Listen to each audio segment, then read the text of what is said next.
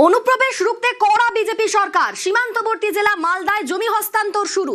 এই মালদা ভীষণ গুরুত্বপূর্ণ, কারণ মালদায় ভারত বাংলাদেশ সীমান্ত 172 কিলোমিটারের, এর মধ্যে 33 কিলোমিটার অংশে এখনো কাঁটাতার নেই। হবিবপুরে কাঁটাতার বিহীন সীমান্ত 29 কিলোমিটারেরও বেশি। এখানে এবার জমি অধিগ্রহণ করে বিএসএফ এর হাতে জমি তুলে দিচ্ছে রাজ্য সরকার এবং 12টি দল তৈরি করা হয়েছে। জমি অধিগ্রহণের কাজ শুরু হচ্ছে। অনুপ্রবেশ রুখতে কড়া বিজেপি সরকার। সীমান্তবর্তী জেলা মালদায় জমি হস্তান্তর শুরু। আমাদের সঙ্গে সরাসরি রয়েছেন প্রতিনিধি সেবক। সেবক, এই যে জমি হস্তান্তরের কাজ কিভাবে শুরু হয়েছে, কাজ কিভাবে এগোবে?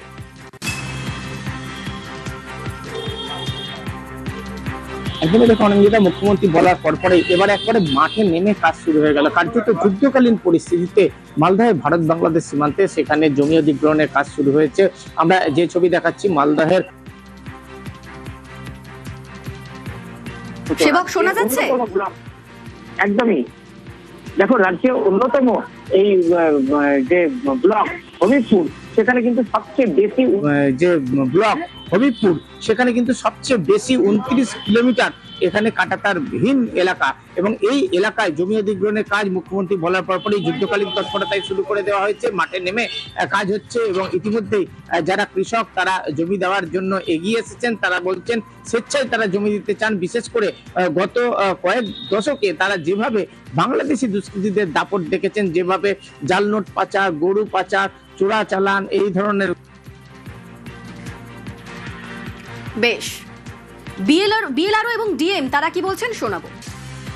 যে 29.3 কিলোমিটার আনফেন্সড এরিয়া আছে, সেটা ডিমার্কেশনের কাজ চলছে।